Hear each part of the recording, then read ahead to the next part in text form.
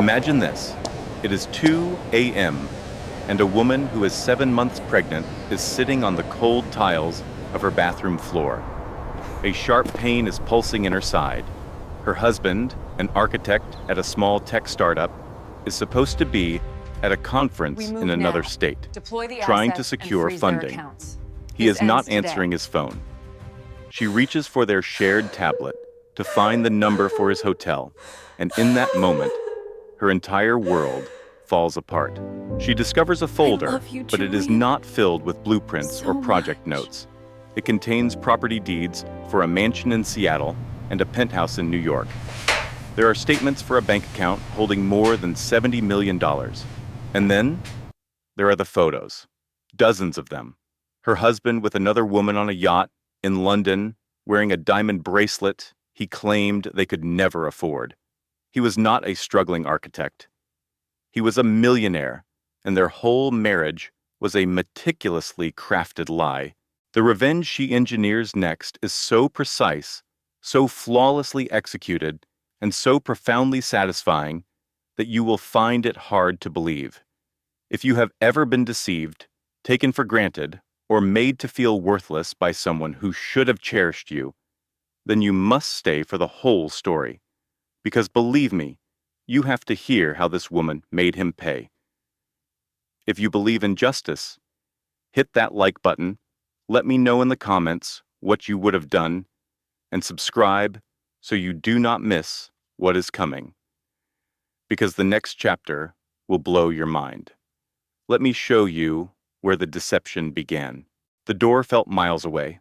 I sat on the bathroom floor at 2 a.m. on November 10th, 2024, with our unborn son kicking inside me.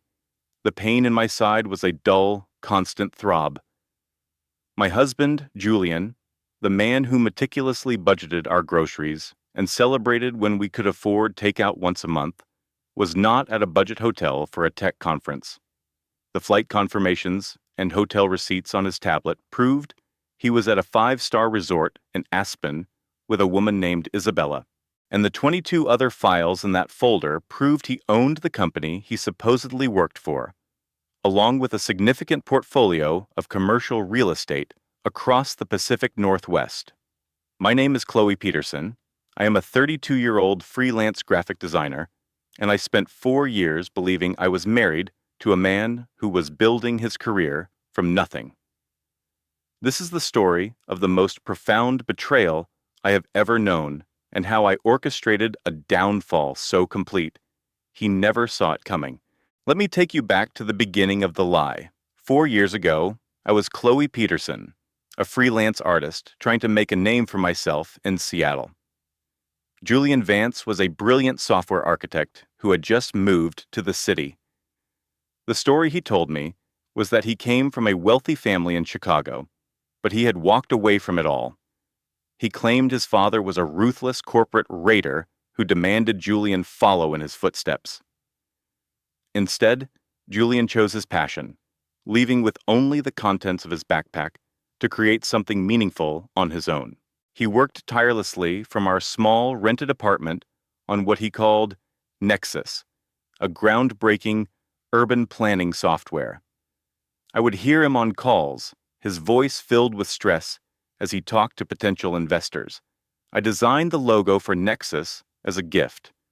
I was the one who brought him coffee at 3 a.m. and reminded him to eat. I fell in love with the principled artist, the man who chose integrity over inheritance.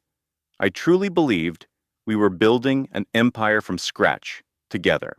About 6 months after we met, he told me a story about a former fiancée who, he claimed, had been planning to leave him until she found out about his family's wealth. He said she suddenly became intensely devoted. She never looked at me the same way again, he told me, his eyes filled with convincing sadness. I just want to be loved for who I am, Chloe, not for a bank account I left behind. His performance was flawless. It was the perfect justification for a simple life. So, I embraced our humble existence. We lived in a 1-bedroom apartment with questionable plumbing and drove a beat-up old Volvo. We celebrated birthdays with pizza and a movie at home, because fine dining was a luxury we could not afford. I felt a deep sense of pride in our life, believing our love was stronger because it was not built on material things. I saw myself as the supportive wife of a brilliant man on the verge of greatness. I would tell my friends that Julian Vance was a genius. He was a man of principle who had turned his back on a fortune to be his own person. That was his narrative, and I was its most passionate storyteller. My lawyer, David Chen, and my best friend, Amelia, were the only people who questioned it. They were the ones who saw the small inconsistencies, but I was too in love to listen. I was managing our meager savings while he was managing a secret empire. I just wanted to find a partner who valued creativity and connection over cash. In September of 2021, I met Julian Vance at a local art gallery opening. I was there because a few of my prints were on display. He was there, he said, because he admired the artist's use of color and line. He looked unassuming in a worn corduroy jacket, and his focus was entirely on the art. He seemed genuine and thoughtful. When we started talking, he asked about my technique and my inspiration. I told him I was a designer, and he said, "That's incredible. I'm just an architect trying to design systems that help people." He did not boast or try to impress me. We got coffee after the gallery, then dinner at a small Vietnamese restaurant the next week. Slowly and cautiously, I let myself fall for the man I thought he was. Of course, I am not a complete fool, Amelia insisted, so we ran a basic background check. The results were clean. Julian Vance had a perfect credit score, no debt, and worked for a boutique firm called Vanguard Design Solutions. It all seemed perfectly normal and unimpressive. What I did not know then was that Vanguard Design Solutions was a shell corporation he owned. The address was a P.O. box, and his paychecks were drawn from one of his own accounts. Every time a flicker of doubt crossed my mind, I would remember his story about his gold-digging ex-fiancée, and I would push the feeling away. So I put my faith in him, and together, we built what I thought was a real life. For our first anniversary, he took me camping. He said it was all he could afford. He struggled for an hour to put up a cheap tent. We cooked hot dogs over a fire, and he gave me a small, hand-drawn card with a picture of a futuristic city he said he would one day build for us. He looked at me with such sincerity and said, "This isn't much, Chloe, but it's real." I believed him.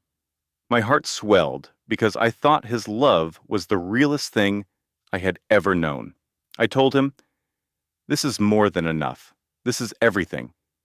He created the perfect illusion of a man who had nothing to offer but his heart, and I cherished him for it. I felt sorry for him and his constant struggle. Now I see that night for what it was, a performance, a cruel piece of theater designed to keep me in the dark. While we were sleeping in a $20 tent, he probably owned the entire national park. The cheap hot dogs were a joke at my expense. His promise to give me the world one day was poison because he already had it and had decided I was not worthy enough to share it with. He proposed in June of 2023 on a rainy Tuesday in our living room. He said he could not afford a fancy proposal, but he could not wait another day. The ring was a simple silver band with a tiny moss agate. He claimed he'd saved up for months to buy it. I cried because I thought it was the most romantic gesture in the world. I loved that ring because I thought it symbolized a love that was priceless. He thought proposing with his grandmother's ring during a hike in the Cascade Mountains was the peak of romance. The wedding was intimate that October in 2022 with just 40 guests. I covered every expense, telling Leo I had a dedicated savings account for it. The venue, a chic converted warehouse in Sodo, cost me $12,000. I dropped more than that on a watch the month before, but that was my secret. His mother, Diana, found fault with everything. My dress was too simple, the food was too fussy, the venue lacked tradition. Why not a country club? What would their friends say? During the reception, she raised a glass, her smile tight, and gave a toast that concluded with, "Welcome to our family, Alara. I trust you'll make my son happy, and always remember that your family must be your top priority." The way she stressed family made it clear she was referring to hers, not the one we were starting. But that first year of our marriage was surprisingly blissful. Leo was kind, funny, and ambitious. Everything I wanted. We took small trips he assumed I was financing with my freelance income. I flew us to Portland, then a weekend in Vancouver. We were building a real life, and for moments at a time, I could forget mine was built on a massive omission. We were renting a charming craftsman bungalow, 3 bedrooms, maybe 1,600 square feet. Leo had no idea that I, through a labyrinth of holding companies, was his landlord. I had purchased the entire block back in 2020 as a long-term investment. My life felt almost normal.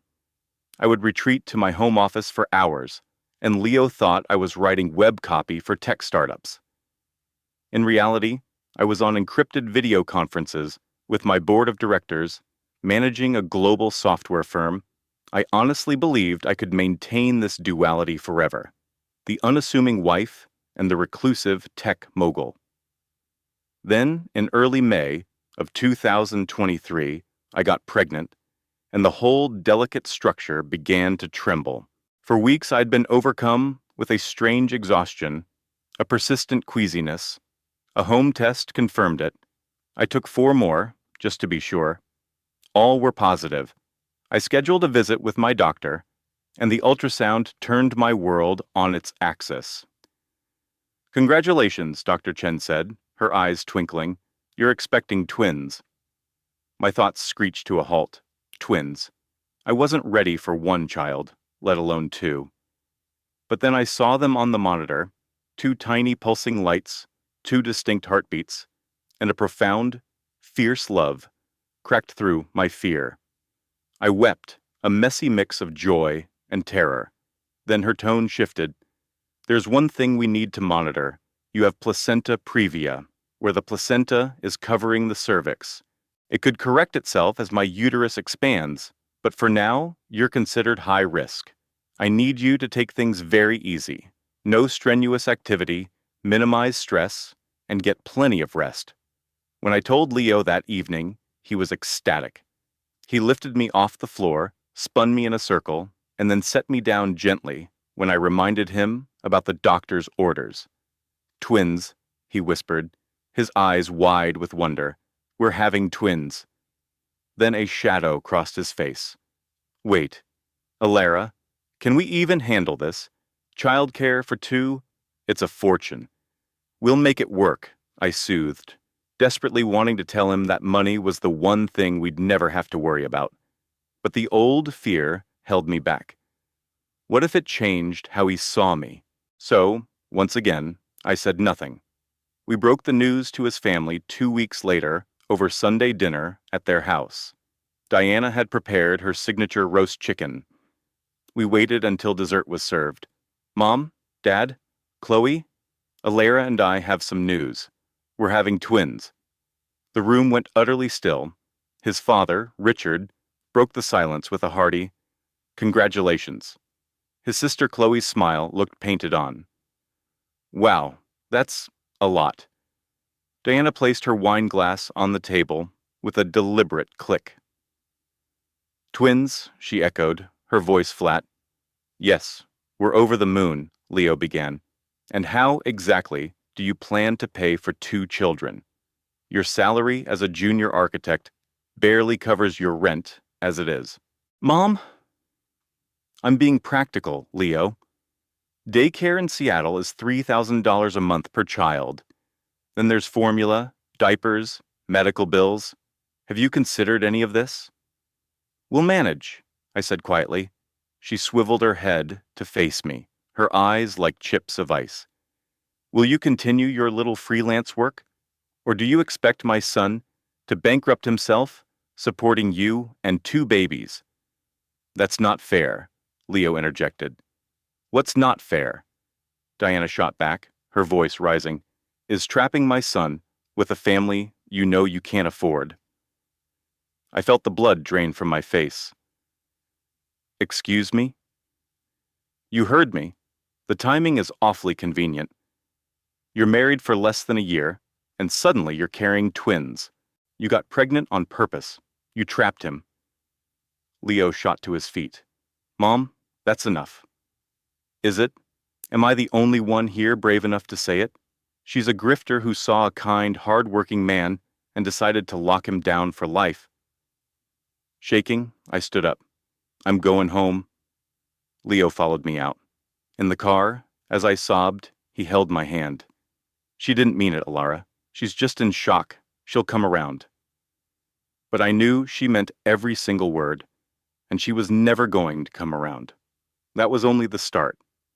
2 weeks after that disastrous dinner, Diana appeared on our doorstep with a set of suitcases. I'm moving in, she declared. You're high risk, Alara. You need help, and family helps family. I stared at Leo, pleading with my eyes for him to refuse. He just looked trapped. Mom, we didn't talk about this. I'm your mother, Leo. I don't need an invitation to take care of my own grandchildren. And with that, she installed herself in our guest room. That was the beginning of July, 2023. The next 4 months were a masterclass in psychological abuse. She never raised her voice, never laid a hand on me. Her methods were far more insidious, dismantling my life with such quiet precision that Leo couldn't see what was happening. First, it was the house. This kitchen is so inefficient, dear. Let me help you organize. She reorganized my pantry, tossing out food she deemed unhealthy for the babies, and replacing it with bland items she preferred. She took charge of all the cooking. Then she targeted my bedroom. You shouldn't be climbing stairs in your condition. She insisted I move into the cramped downstairs office, while she and Richard took over our master suite, just until the babies arrive. She started going through our mail. Just trying to sort the bills for you, she'd chirp, all while asking probing questions about our rental agreement. Why isn't Leo's name on the lease with you? He should be, for legal protection. I demurred, saying the landlord was an overseas investor who preferred a single point of contact. That was my first real pushback. Her smile vanished. What are you trying to hide, Alara? Nothing. I just handle the housing paperwork. How strange, she'd murmur, loud enough for Leo to hear. Most married couples are transparent about these things. She began intercepting my calls. Alara is resting, she'd tell my contacts. My supposed freelance clients, who were actually my executive assistants, stopped trying to get through. My cover story was crumbling, and I couldn't explain why it didn't matter. She policed my diet relentlessly. That's too much sodium. You'll swell up. Are you sure you need a second helping? Remember, you're eating for 3, not 4. I was hungry all the time, but became anxious about eating in my own home. My body was a constant topic of her critique.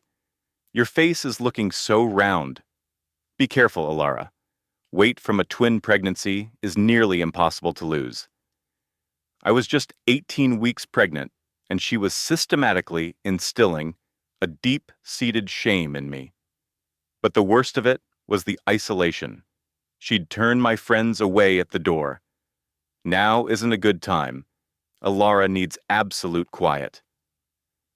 When my friend Maya tried to visit, Diana told her I was feeling unwell and couldn't have company. Maya texted me later, "Are you okay? Your mother-in-law is acting like a prison guard." I typed back a lie. "I'm fine, just exhausted. I'll call you later." I never did. Diana was always there, listening. Around the 4th month of my pregnancy, in August, I noticed a shift in Leo. He'd look at me with a flicker of suspicion in his eyes. The easy affection vanished. He started sleeping on the couch. You need your space to rest, he'd claim, but his voice sounded hollow. I'd hear them at night, their hushed voices carrying from the kitchen. Diana would say, I'm just saying, Leo, it's odd. She handles all the finances. The landlord is a mystery, and she got pregnant so quickly. Mom, stop! And she's so secretive about her work. Have you ever wondered what she's really hiding? She's not hiding anything. Then why won't she let you speak to the landlord? What kind of wife has secrets like that? His sister Chloe was now a constant presence, having moved back home after her marriage ended. She was there daily, reinforcing Diana's narrative.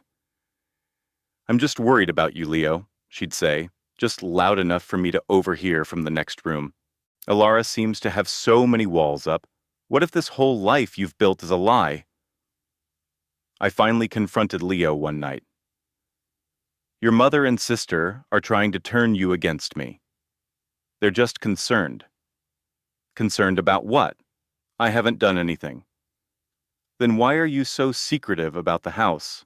My mom is an experienced realtor. She says our rental situation is bizarre. Just let me see the ownership documents. Because it's my responsibility, and I deserve some privacy. Marriages shouldn't have this many secrets, Alara. I'm not keeping secrets. I'm maintaining boundaries. But he couldn't grasp the distinction. He grew more distant each day, working later and later, until we were just two strangers living in the same house. He was gone before I woke and came home after I was asleep. In early September, I noticed things.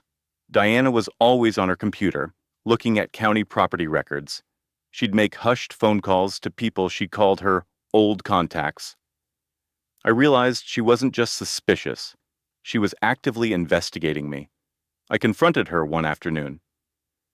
Are you looking into this house? She didn't bother to deny it. I'm protecting my son. If you have nothing to hide, then you have nothing to fear. This is insane. What's insane is a woman who won't be transparent with her own husband. What's insane is this web of secrecy you've spun. What are you hiding, Alara? I went straight to Leo. Your mother is using her real estate contacts to investigate our landlord. He looked away, unable to meet my eyes. Did you give her a reason to be suspicious? I'm your wife, Leo. I'm carrying your children. That should be all the reason you need to trust me. Then prove it. Show me the paperwork on this house. No. Why not? Because the moment I did, everything would shatter. The quiet life I'd built, the man I'd fallen in love with, it would all be gone. So I remained silent, and he interpreted my silence as guilt. September 28th, 2023. I was 24 weeks pregnant. I'll never forget that date because it was the day my world almost ended. At my checkup, Dr. Chen had put me on strict, modified bed rest. Take this seriously, Alara. Your placenta hasn't shifted. We need to watch carefully for any signs of abruption, any bleeding, any severe cramping. You call me instantly. Diana, however, was unimpressed. Bed rest, she scoffed. Women in my day worked in the fields until their water broke. This is just an excuse for laziness. That afternoon, she shoved a heavy basket of wet laundry into my hands. Take this upstairs. The dryer is broken. I can't. I'm not supposed to carry anything heavy. Oh, for heaven's sake, you're pregnant, not an invalid. Don't be so dramatic. Arthur wasn't home. His father, Richard, was in his study, and my sister-in-law, Isabel, was lounging on the chaise, scrolling through her phone. I was carrying a heavy box of nursery supplies upstairs. A sharp pull in my abdomen made me pause. I reached the top of the grand staircase and started down the hall. That's when Isabel materialized behind me. Oh, Chloe, I needed to ask you something. She slammed into me. Hard. I pitched forward. The box tumbled from my arms, and I threw my hands out, grabbing the mahogany railing just in time. For a terrifying 2 seconds, I was suspended over a 50-foot drop, a head-first fall, down a flight of marble stairs. My boys, My unborn sons were about to... I clung to the railing, frozen. Isabel stood at the top of the stairs, a perfect picture of concern. "Oh my God, I am so sorry. Are you all right? You really must be more careful, darling. These old stairs are treacherous." But her eyes were glacial, calculating. She had done it on purpose. She had tried to make me fall. She had tried to kill my babies. "You..." I couldn't even get the words out. "What?" "It was an accident." "You're so clumsy, Chloe. Perhaps you shouldn't be carrying heavy things in your condition." That night, the contractions began, sharp and terrifying. Arthur rushed me to the hospital. I was petrified. 24 weeks. It was too soon, far too soon. "Please God, no," I prayed. Dr. Evans examined me. "The baby's heartbeats are strong, but you're experiencing cervical changes. You are at high risk for preterm labor. I'm putting you on strict bed rest. No stairs, no lifting, absolutely no stress." When we got home, I told Arthur what Isabel had done. "She bumped into you, Chloe. That doesn't mean she did it intentionally. She tried to push me, Arthur. You're being paranoid. I'm being pregnant, and your sister just tried to murder your sons." His mother, Eleanor, overheard from the doorway. "Isabel would never. How dare you accuse her of something so monstrous? You lost your balance because you were being careless. Take responsibility for your own actions." I looked at Arthur, pleading with my eyes for him to defend me, to be my husband. He just looked away. That night, alone in the guest suite on the ground floor, I cried until I was empty. Then, I stopped. I pulled out my second phone, the one Eleanor didn't know existed, and called Maya. "I need you to install cameras, hidden ones, every room except bathrooms and our bedroom. I need audio recording on everything," I continued, "and it has to be done tomorrow while they're at the symphony benefit. Chloe, what is going on? Just do it, please." The next day, while the Penhaligon family was out, a discreet team came and went. They installed micro cameras and listening devices in the living room, the kitchen, the dining room, and the hallways, all disguised as smoke detectors, art lighting, and power outlets. From that moment forward, every word, every action was documented. I was building my case. It was early August, my 7th month of pregnancy. I was on strict bed rest, but Eleanor still insisted I help with light duties. "The doctor is being overly cautious," she'd say. "A little activity is good for you." One afternoon, Richard found me in the library, trying to sort and catalog heavy art books for one of Eleanor's charity auctions. I was crying quietly from the pain shooting through my back. I was 29 weeks pregnant with twins, and I was on my feet against doctor's orders. Richard knelt beside my chair. "Chloe, stop this. This isn't right." I looked up at him, my face streaked with tears. "Then help me. Please, tell Arthur what's happening." "I see it," he said softly. "I see what Eleanor is doing. This has gone too far." A wave of hope washed over me. "Will you talk to him? Will you tell him the truth?" "I will," he promised. "I'm going to make this right." I actually believed him. For the first time in months, I felt like I had an ally, someone who saw the truth and was willing to help. The next day, Richard pulled Arthur aside into the study. I waited in my room, my heart pounding with hope. Maybe the nightmare was finally ending. An hour later, Arthur stormed into my room, his face a mask of cold fury. "Are you trying to turn my own father against my mother?" "What? No, He told me everything. How you've been complaining about her, trying to drive a wedge between them, trying to push them out of our home." My stomach turned to ice. "That is not what I said. My father doesn't lie, Chloe, but you do. You've been lying this entire time." Richard had betrayed me. He had gone straight to Eleanor, told her everything I'd confided in him, and she had twisted it, turning me into the villain. Later, I saw Richard in the hallway. He refused to meet my eyes. "Why?" I whispered. He stared at his expensive shoes. "I'm sorry. Eleanor said if I took your side, she'd file for divorce. She'd take the house, the accounts, everything. She swore she would make sure I never saw my grandchildren. I couldn't. I'm sorry." He shuffled away, and I knew, with chilling certainty, that I was utterly alone. No one was coming to save me. Not Arthur, not his father. If I wanted to survive this, I would have to save myself. The private investigator Eleanor hired, a man named Davies, followed my every move. The few times I was allowed out for a doctor's appointment, he was there. He couldn't find anything, of course, because there was nothing to find. I was the perfect pregnant prisoner. I heard Eleanor on the phone one day, her voice tight with frustration. "There's nothing. Absolutely nothing." A pause. "Keep looking. There has to be something. Nobody is this clean." But I was. At least the version of me they knew, Chloe, the former art curator, was quiet, loyal, and devoted. In late August, at 32 weeks, I overheard a conversation that turned my blood to ice. Eleanor, Isabel, and Richard were in the drawing room. I was supposed to be resting, but I had a tiny recorder in the pocket of my dressing gown. "The investigator found nothing," Isabel said. "Maybe she really is that boring."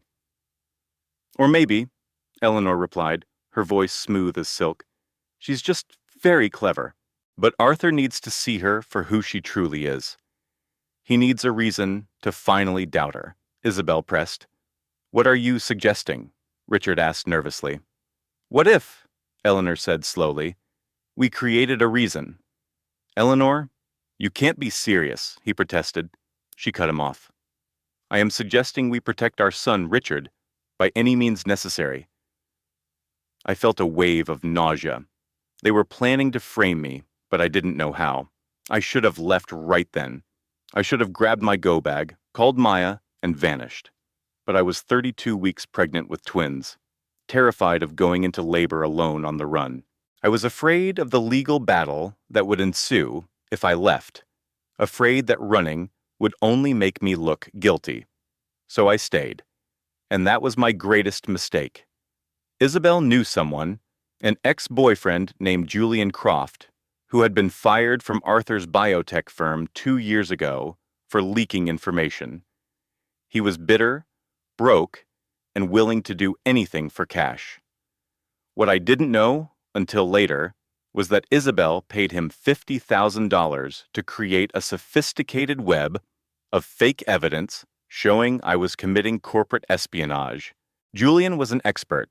He set up an encrypted email account that appeared to be mine.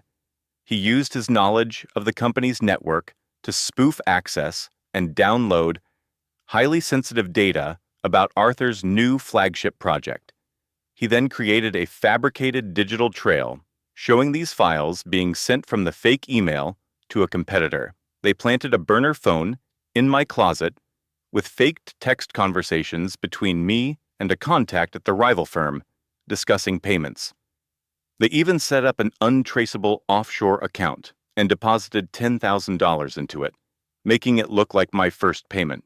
It was an elaborate, expensive, and calculated plot designed to destroy not just my marriage, but my entire life. On September 15th, at 35 weeks pregnant, I was massive, exhausted, and in constant pain. The babies felt like they were resting on every one of my organs. I could barely walk from the bed to the door. Eleanor came into my room that evening, holding her tablet. Her face was a mask of cold triumph. "We need to have a family meeting, now." "I'm tired," I pleaded. "Now, Chloe." Arthur was called home from the office. Richard was summoned. Isabel appeared. They gathered in the formal living room, forcing me to sit in a chair in the middle of the room, like I was on trial. Eleanor looked at her tablet. "Mr. Davies sent his final report today." My heart began to hammer against my ribs. "He found something very interesting." She turned the screen towards Arthur. It wasn't photos. It was documents, printouts of encrypted emails, offshore bank statements from the Cayman Islands, and server logs. It looked like a detailed report on corporate treason. "What is this?" I whispered, my mouth suddenly dry. "That," Eleanor said, her voice dripping with venom, "is proof that you have been selling my son's corporate secrets to his biggest rival." "Those aren't real. That's fake." Isabel stepped forward, holding up a phone. "There's more. We found this in your closet." She showed Arthur screenshots of text messages discussing sensitive project data and payment schedules. "I've never seen that phone in my life. I don't know what any of this is." "Your phone's location data puts you near their headquarters 7 times in the last 4 months, Arthur said, his voice flat as he read from a printed page. "You told me you were at prenatal yoga." "I was at yoga. These are lies. Someone manufactured all of this." "There's an anonymous tip," Eleanor said quietly, "sent to the board. An employee at the rival company confirmed they've been receiving proprietary data from an inside source." The room was tilting. They had thought of everything. It was airtight. It was brilliant. It was a complete fabrication. "Arthur, please." I stood up, reaching for him. He took a step back. Don't touch me. "Those are fakes.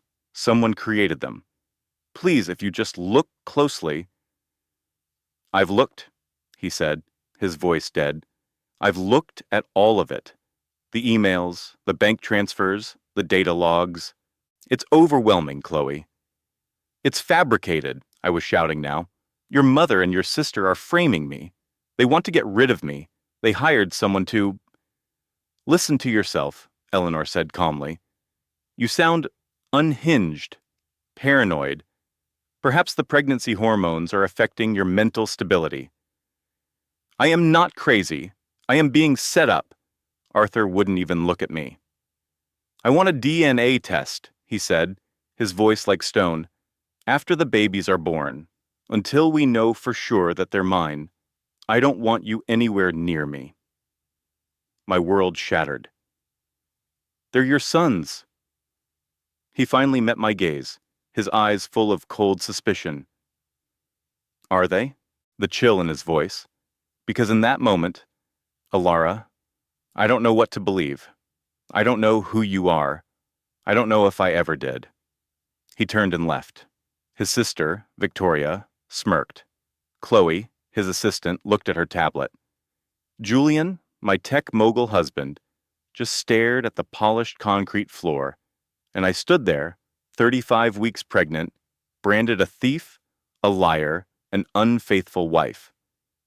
I had no way to prove my innocence because the proof against me, falsified bank statements showing transfers to a mysterious man, was flawless. It was a fabrication, but it was perfect. That night, I messaged Marcus, my old law school friend. "I need out now. I need a secure apartment, a protection detail, and a divorce petition on your desk by morning." "I can have it all arranged in 48 hours, he replied. "Make it 24, I texted back. I packed a go bag with essentials and hid it in the wheel well of my SUV. The plan was simple. The next morning, Julian, Victoria, and his whole team would be at a huge tech conference downtown. They went every year. I would wait for them to leave, drive to Portland, and meet Marcus and my sister, Maya, at a safe house. I could have the babies there, away from all this. I just had to survive one more day. Sunday morning, September 17th, I heard them all getting ready for the conference. I waited in our bedroom, listening to the front door close. The electric cars whisper down the driveway. I gave it 10 minutes, just to be sure. Then I stood, took a deep breath, and grabbed my purse. I was heading for the garage when I saw Chloe standing in the hallway. My blood ran cold. "I thought you went to the conference. I decided to work from home today." Strange. And stranger still, she was holding something, my bag, the one I'd hidden in my car. "I found this yesterday when I was coordinating your vehicle maintenance schedule." What exactly were you planning, Alara? Victoria emerged from the dining room, Julian from his home office. They hadn't left at all. It was a performance, a trap. You were running, Victoria said, her voice dripping with contempt. You were going to steal those babies and vanish. They're my babies. We'll let a judge decide that, Julian said coldly, already dialing his legal team. Victoria confiscated my keys, my phone, my wallet. You're not going anywhere, she stated. Not until those boys are born and a paternity test is done. And if they aren't Julian's, you will walk out of here with absolutely nothing. No children, no money, no dignity. They escorted me to the guest house on the far side of the property. It was minimalist, cold, and sterile. They installed a smart lock on the door, controlled from their phones. For your own good, Victoria said smoothly. You're clearly not well, planning to abscond with children who might not even belong to this family. We're simply protecting you from your own instability. The heavy door slid shut. The electronic lock chirped. I was a prisoner, 35 weeks pregnant, locked in a luxury cage with no phone, no escape, and no hope. I sank onto the cold marble floor, and the truth hit me. They were going to keep me here until I delivered. Then they would take my sons and discard me, and there was nothing I could do to stop them. This was it, the third peak of my despair. I was powerless, completely and utterly powerless. September 24th, 3 o'clock in the morning, now 37 weeks pregnant, I awoke in the guest house to a sharp, searing pain. Contractions, real ones, 3 minutes apart. I'd been having Braxton Hicks for weeks, but this was different. This was the real thing. I was locked in a guest house, about to give birth by myself. I screamed for help, pounding on the glass door. Help! Somebody, please help me. The babies are coming. Silence. Not a single response from the main house across the lawn. I screamed louder, pounded harder. Please, I'm in labor. Please! Finally, the intercom crackled. Victoria's annoyed voice filled the room. Stop the theatrics, Alara. You're not due for another 3 weeks. I'm having contractions, 3 minutes apart. The babies are coming now. It's just false labor. You're fine. Go back to bed. I'm not fine. Another contraction seized me, and I doubled over with a cry of pain. Victoria was silent for a moment. Then the intercom went dead. She left me. I don't know how long I lay there screaming. Time dissolved into a blur of pain, terror, and the horrifying certainty that I would give birth alone on a cold floor. My babies might die. I might die. And no one cared. Sometime around 4 in the morning, I remembered an old smartwatch I'd found in a drawer. No cell service, but it could connect to the estate's Wi-Fi. I crawled toward it, my hands trembling, contractions now coming every 2 minutes. I powered it on, connected to the guest network, and found the emergency call feature. I'm in labor. 37 weeks pregnant with twins. A high-risk pregnancy. I'm locked in a guest house, and they won't let me out. Please send help. The address is 847 Maple Drive, Seattle. Please hurry. I sent the call through, praying someone would respond, praying help would find me. 15 minutes later, 15 minutes that felt like an eternity, I heard sirens in the distance, then pounding on the main estate gate, police and paramedics. Open up! Shouting echoed across the property. I heard Victoria's voice, trying to sound calm. Officer, there must be some kind of misunderstanding. An EMT's voice cut through. We received an emergency call from this address. Someone in labor. Where is she? More shouting, then footsteps running across the lawn. The guest house door burst open. 2 paramedics froze, staring at me.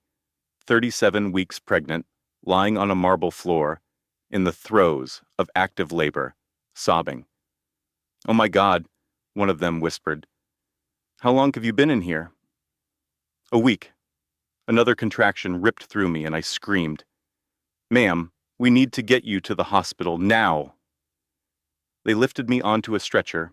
As they carried me out, I saw the Croft family standing on their patio. Victoria, Chloe, and Julian, all in their expensive loungewear, looking utterly stunned. Victoria tried to explain to the police. She's been having some emotional difficulties. We were just trying to provide a calm environment. You locked her in a guest house? The officer asked, his face a mask of disgust. While she was in labor? One of the paramedics turned to glare at Julian. After we get her settled at the hospital, we're filing a report with Child Protective Services. This is felony endangerment. Julian's face turned ashen. I gave birth at Seattle General Hospital after 22 grueling hours of labor. Julian appeared at hour 16, smelling of expensive cologne. Are you seriously closing a deal right now? The nurse asked him incredulously. I needed a distraction to calm my nerves, he said, his eyes cold as ice. When this is over, we're doing that paternity test. Today, I was in too much pain to fight. Another contraction hit, and I cried out. Do you want me to leave? He asked, annoyed. Yes, I gasped. Get out. He left. He didn't come back. At 2 a.m. on September 25th, my son Leo entered the world, 6 pounds, 2 ounces, and perfect. At 2:07, his brother Miles followed, 5 pounds, 14 ounces, and also perfect. I held them both, tears streaming down my face. They were so small, so perfect. So mine. Hi, babies, I whispered. Hi. I'm your mama. I'm so sorry. I'm so sorry for everything you've already been through. But Mama's here. Mama's got you now. And I promise you, I am going to protect you, no matter what it takes. The nurse asked if I wanted to call anyone. My husband was already here, I said softly. He left. Oh. She looked at me with such pity. I'm sorry, honey. Do you have anyone else you'd like to call? I thought about my sister, Maya, but my phone was still at the house. They had taken everything. No, I whispered. It's just us. So I sat in that hospital room, alone with my newborn sons. No flowers, no balloons, no family, no celebration. Just me and my boys against the world. I was in the hospital for 4 days recovering from the C-section. The babies were healthy but small, so they kept us for observation. Victoria visited once, on the second day. She strode into my room, glanced at the babies in their bassinets, and remarked, They have your nose. That doesn't prove a thing, of course. We're still proceeding with the DNA test. She didn't hold them. She didn't ask their names. She didn't congratulate me. She was gone in less than 5 minutes. Chloe sent a text, Hope you and the projects are doing well, followed by a winking emoji. Julian came by on day 3, composed and detached. He stood in the doorway, looking at his sons. Have you named them? Leo and Miles. He gave a slight nod. Strong names. A long, awkward silence filled the room. Julian, don't. Just don't. We'll get the paternity results when you get home, he said flatly. Until then, I don't want to become attached to assets that may not be mine. He walked out. The social worker came by that afternoon. Mrs. Croft, I have to ask, are you safe in your home? I wanted to scream. No! I wanted to tell her everything about the guest house, the smart lock, the abuse, the fabricated evidence, all of it. But if I told her, what would happen? They would launch an investigation. They might take my babies, put them into the system while they sorted out the mess with my powerful husband. I couldn't risk losing them. So I lied. Yes, I'm safe. It's just complicated family dynamics. She studied my face for a long moment. She knew I wasn't telling the truth, but she had no proof. If you need anything, here's a card for some domestic abuse resources. I took it, tucked it into my bag, and nodded. She left, and I was alone again. Day 4, September 29th, was discharge day. I called the house. I'm ready to be picked up, Victoria answered. We're in the middle of a product launch. Get a ride share. I just had a C-section. I have 2 newborn infants. I can't take a ride share. The line went dead. I called an Uber myself. The driver, a kind woman, helped me load the car seats I'd had delivered to the hospital. I sat in the back, 10-day-old twins beside me, still bleeding from my incision, barely able to move, taking a car service home from the hospital. When we pulled through the gates of the estate, the house was dark. No lights on, no one waiting. The driver looked worried. "You need some help getting inside, ma'am?" "No, thank you." She helped me carry the babies to the front door. I paid her with the last of the cash in my wallet, watched her drive away, and then I opened the door to my own personal hell. No one had done a thing. The nursery I had designed, the one with custom furniture and murals, was still an empty room. The cribs were still in their boxes, unassembled. There was no welcome home, no help, nothing. I put the babies in their car seats in the middle of the vast, empty living room, the safest place I could think of, and started trying to assemble the cribs by myself. 10 days after major surgery, my stitches screaming, dizzy from blood loss. It took me 3 hours. I wept through the entire thing. That first night, Leo and Miles ate every 90 minutes. I was trying to breastfeed, but it was difficult and painful. They wouldn't latch properly. I was exhausted, alone, and in agony. Victoria walked into my room at 6 o'clock in the morning. "You need to be quieter," she said, not even looking at me. "Your crying is disturbing Julian's sleep." "I'm not crying.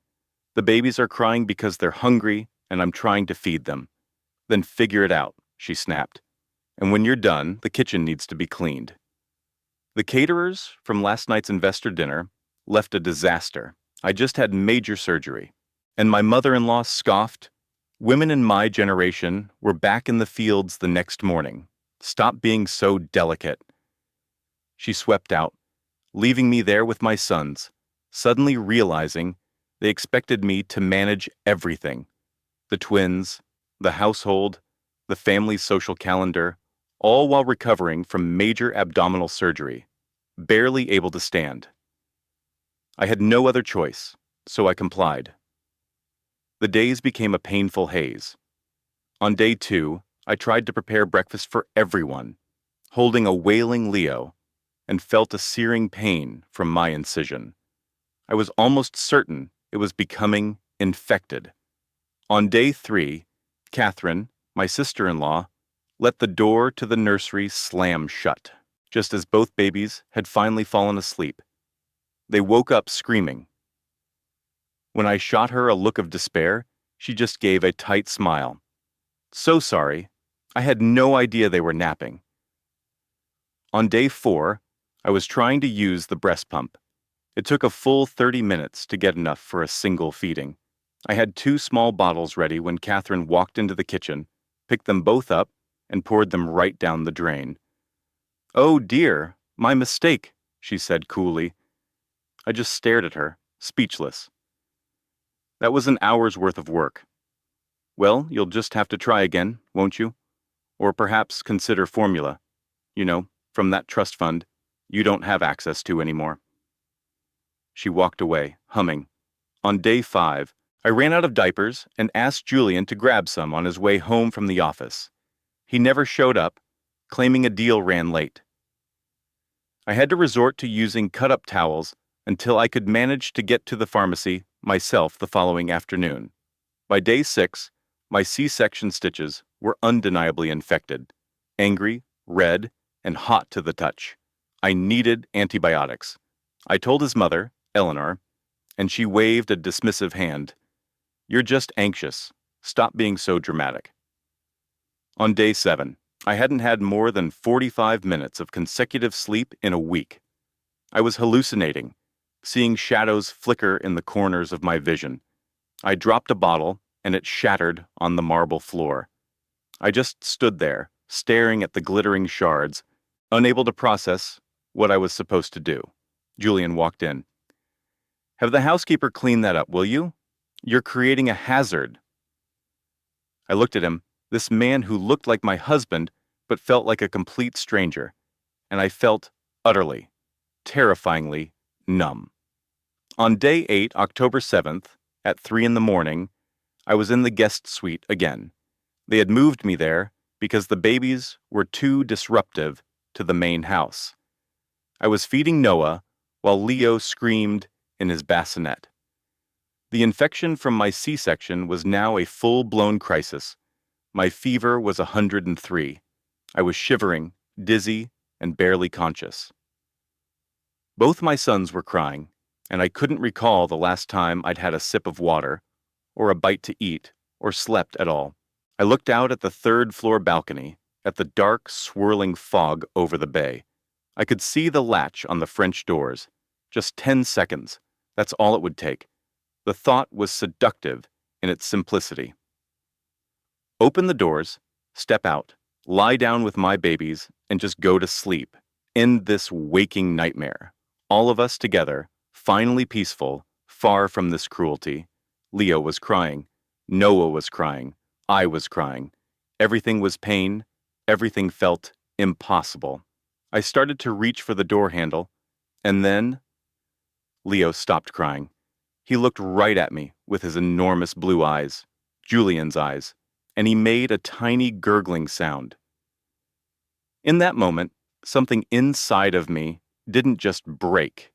It detonated and reformed into something new. No, I whispered.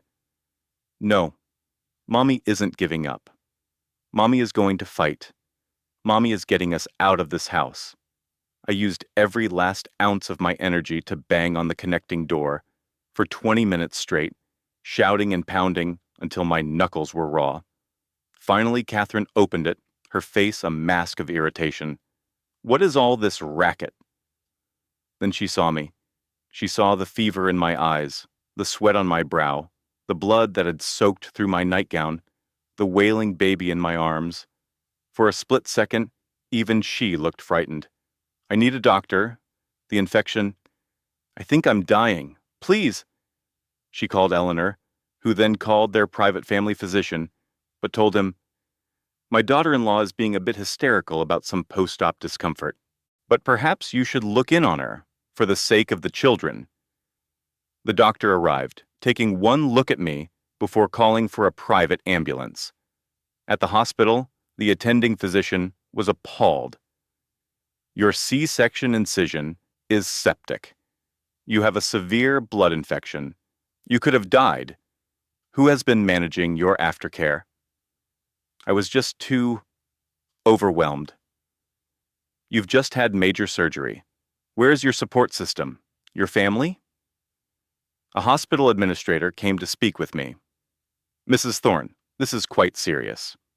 We see signs of significant postpartum neglect. I need to ask you, and I need you to be honest with me, is anyone harming you at home? I looked at my sons, sleeping in the hospital bassinet, and thought about what telling the truth would mean. Child services, custody battles, a public scandal. No, I lied. I just haven't been taking very good care of myself. I'll do better. She clearly didn't believe me, but she had no tangible proof. They put me on intravenous antibiotics, kept me for 18 hours, cleaned and redressed my incision, and told me I absolutely had to rest. Then they sent me back to the mansion, back to the guest suite, back to my own private hell.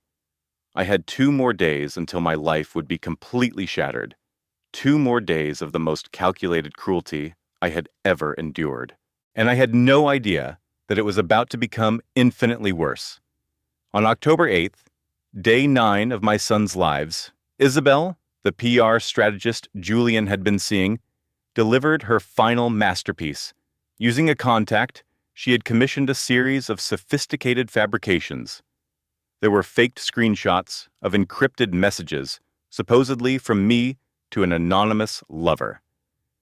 There was doctored financial data showing large, unexplained cash withdrawals from my personal account. But the centerpiece, the most vicious part, was a cleverly edited audio recording. Isabel had taken a recording of a tearful, private phone call I'd had with my own brother and spliced it, using AI, to sound like I was confessing my love and planning a future with another man. It was seamless, brilliant, and utterly horrifying. Eleanor presented it to Julian that evening. I was still oblivious, isolated in the guest suite with the babies, just trying to make it through the night. Julian listened to the recording. His face went from pale to flushed to an icy calm that was more terrifying than any rage. I want her out. Tonight. Even his mother seemed taken aback. Julian, it's late. I want her out of my house. Tonight. Her and those 2 children who are clearly not mine. Darling, let's be rational. I don't care. I want her gone now, before I do something I will truly regret. Catherine then forwarded the audio file to Ashley, their witness, who immediately sent a sworn statement, claiming she had seen me meeting a man 6 different times. They had their narrative. It was perfect. It was a complete fiction, but Julian was desperate to believe it. Believing I was a cheat was so much easier than admitting his own family was systematically destroying an innocent person. I was feeding Noah while Leo slept when the door to the suite was thrown open. The entire Thorne family stood there: Julian, Eleanor, Catherine, and Richard, their father. Their faces were contorted with a cold, unified hatred. My heart began to hammer against my ribs. Something was terribly, terribly wrong. Catherine spoke first, holding up her phone like a prosecutor. "We know everything, Eleanor. We have the proof, the final proof." She played the recording. It was my voice, but it wasn't me. It was a twisted, demonic version of me, saying things I had never said, confessing to things I had never done. "That's not real. That's fake. It's been edited." Eleanor started screaming. "Liar! We have witnesses. We have financial records. We know you've been cheating on my son this entire time." Catherine pointed a trembling finger at my babies. "Those children, they aren't even Thorns. You brought bastards into this family. You deceived all of us." Julian's face was a mask of stone. "I want a paternity test, immediately." "Julian, please, just listen to me. This is a setup. Someone is framing me." Eleanor laughed, a harsh, ugly sound.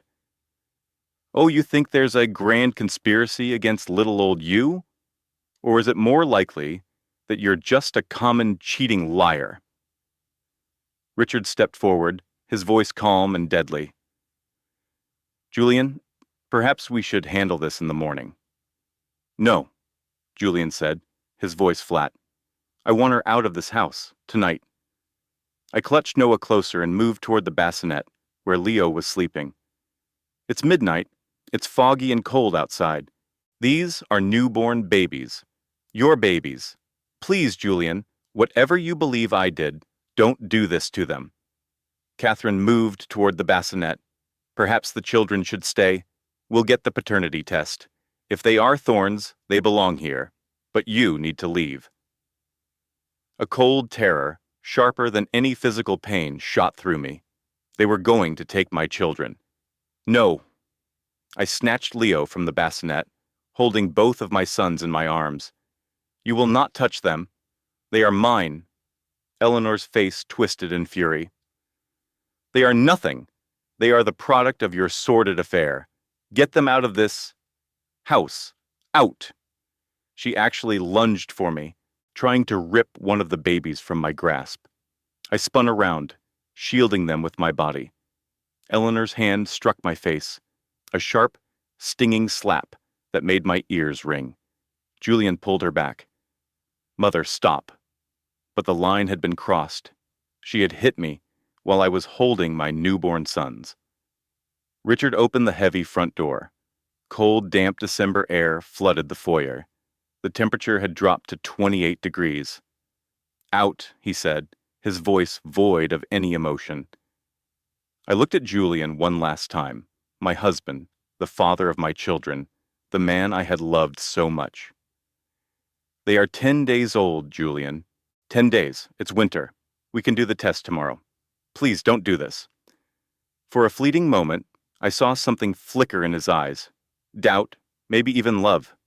But then Eleanor whispered something in his ear, and his expression hardened into granite. He walked toward me, placed his hands on my shoulders, and pushed. I stumbled back, almost losing my footing on the slick marble, clutching my babies tighter. They were screaming now, sensing the raw terror of the moment. Julian, I pleaded one last time. He pushed again, harder this time. I was on the front steps now, the wind cutting through my thin nightgown. The babies wailed in the freezing air. Eleanor appeared in the doorway. She looked me directly in the eye and spat. The saliva hit my cheek, warm and vile. "You are nothing," she hissed. "You are trash, and this is where trash belongs." The massive oak door slammed shut. I heard the deadbolt slide into place. Then, the grand porch lights switched off, plunging me into darkness. I stood there, on the cold stone, in the damp, bleeding, exhausted, holding my 10-day-old sons. For a full minute, I couldn't move. I couldn't think. It was impossible to process what had just happened. My babies were turning red from the cold, their cries growing weaker. I could barely feel my own feet. Blood was trickling down my leg from where my incision had reopened. We were going to die out here. This was how it ended. And then something shifted inside me. The tears stopped. I looked up at that dark, imposing house, at the family inside, retreating to their warm beds, without a single thought for the woman and 2 infants freezing on their doorstep. And I felt something cold and hard crystallize in my chest. It wasn't fear. It wasn't despair. It was rage. Pure, focused, ice-cold rage. I whispered to my sons, "Mommy's got you. Mommy's going to make this right," I whispered. "I swear to you, they're going to regret this. Every last one of them." Juggling both my newborn sons in one arm, I used my free hand to fish my burner phone out of the baby bag. This was the phone they knew nothing about, my link to my real existence. I punched in a single number. "Arthur, it's me. I'm done. Come and get us. It's go time." "Elena? My God, where are you?" 752 Shoreline Drive, out front. He threw us out, Arthur. Me and the boys. We're freezing out here. Please get here fast. "I'm 5 minutes out. Just hold on." I ended the call, wrapping my coat tighter around my sons, trying to shield them from the biting wind. I murmured to them, "Leo, Max, Mommy promises you, you will never feel cold again. You will never feel afraid again. You will never be harmed again. And the people who did this to us, they will wish they had never been born." A pair of headlights cut through the gloom as a black Maybach sedan pulled silently to the curb. Isabel, my assistant, burst from the passenger door while Arthur got out of the driver's side. "Oh, Elena, my God!"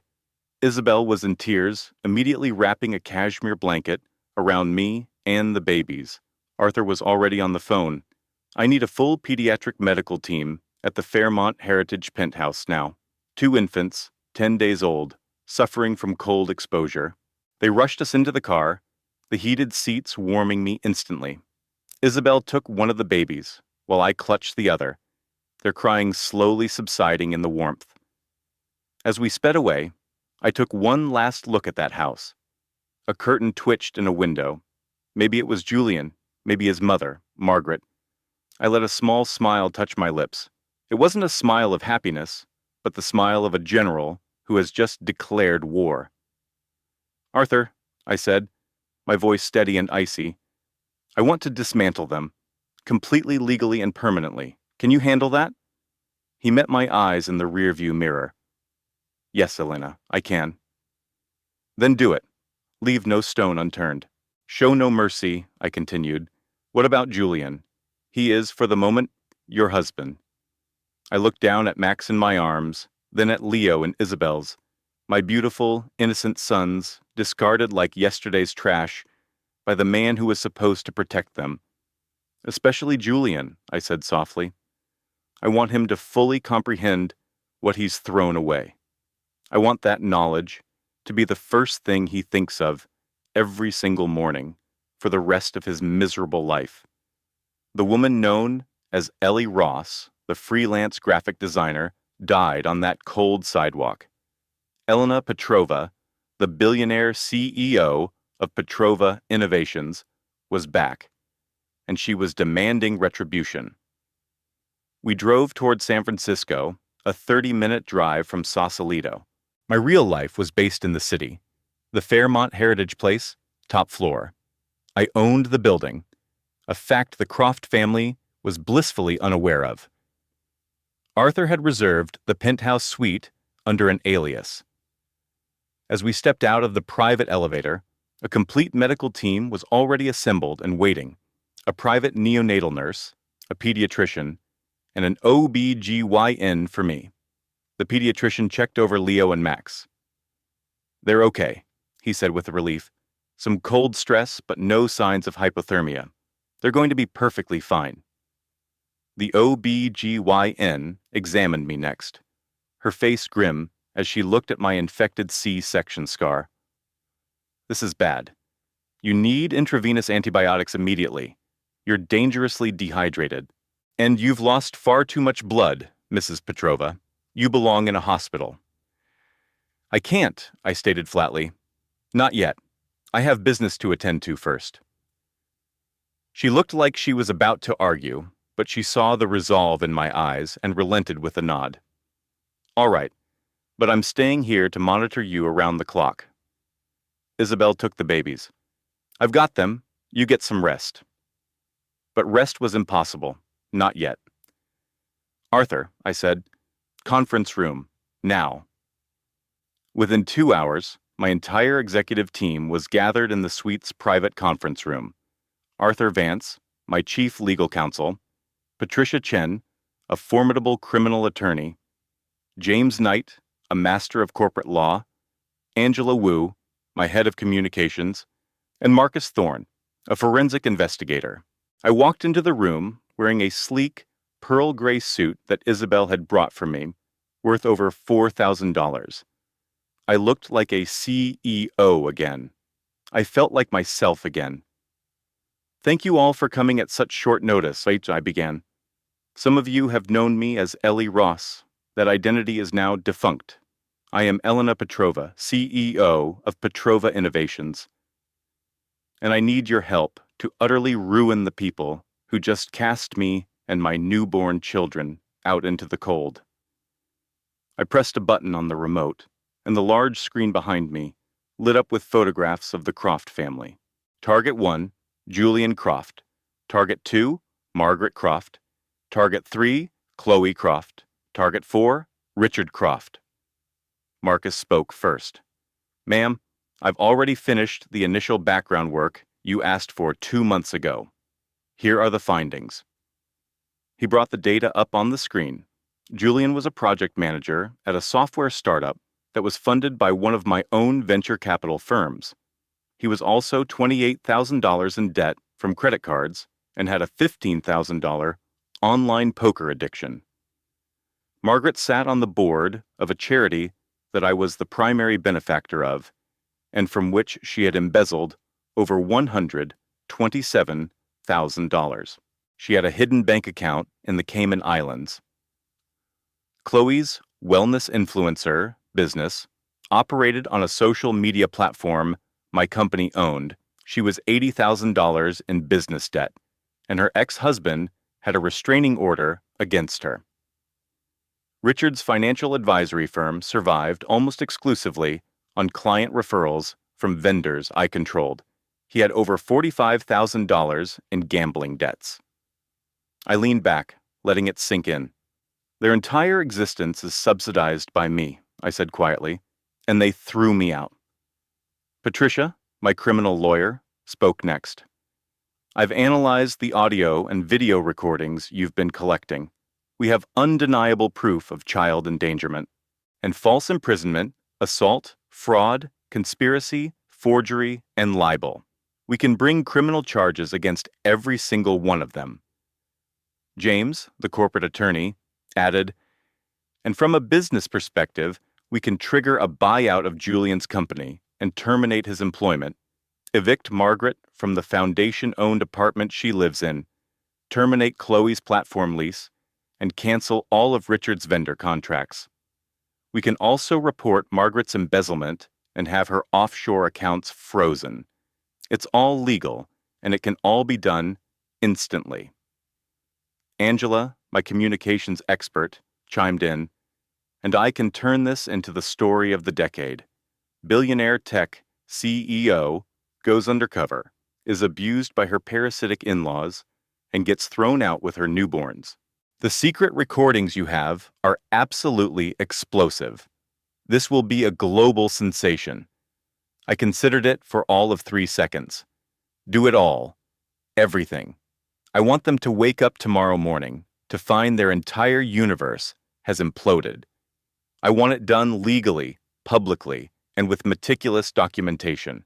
I want the world to know what they did. Arthur looked concerned. Elena, this is incredibly aggressive. We could handle this quietly, through legal channels. I don't want quiet, I shot back. I want them humiliated. I want them so utterly destroyed that their family name becomes a synonym for cruelty and stupidity. I want them to know exactly how it feels to lose everything, to lose it all in a single night, just like they tried to do to me. Patricia nodded, a grim smile on her face. Then we'll begin tomorrow, February 24th, the morning of the Tech Summit. I smiled. Perfect. Let them start their day in hell. The next morning, February 24th, Julian woke at 6 a.m. to his phone buzzing frantically. His CEO wanted him at the office for an emergency meeting immediately. He got there at 7. His boss's face was ashen. Julian, our company has been acquired by Petrova Innovations. We have new ownership. They conducted an all-night audit of personnel, and your employment has been terminated, effective immediately, for gross violation of their ethical conduct standards. You were recorded verbally abusing and ejecting your wife and newborn children from your home into freezing temperatures. Petrova Innovations has a zero-tolerance policy on domestic abuse. Julian's face turned ghost white. How? Who? Your severance package is $0 due to the for-cause termination. Security will escort you from the premises. Julian was walked out at 7:30 a.m. No job, no severance, no future. He got to his car and saw an envelope on the windshield. Inside were divorce papers and a motion for sole custody. A note was attached. The boys are mine. You surrendered your rights as a father when you threw them into the cold. DNA test results were also enclosed. A 99.9% probability that you are the father. Congratulations. You've just annihilated your own family. Elena. He leaned against his car and was violently sick. Margaret was preparing her breakfast when the doorbell rang at 8 o'clock. A courier handed her a certified letter. It was a notice of eviction. Her tenancy was being terminated due to a fraudulent application for charitable housing assistance. She had 72 hours to vacate. She called the foundation's property management. There has to be a mistake. No mistake, ma'am. The building's benefactor, Petrova Properties, LLC, reviewed your file. It was full of false information. You have 72 hours. Who is Petrova Properties? I'm not authorized to disclose that, ma'am. She hung up, her hand trembling. 10 minutes later, there was another knock. It was the police. Margaret Croft? Yes?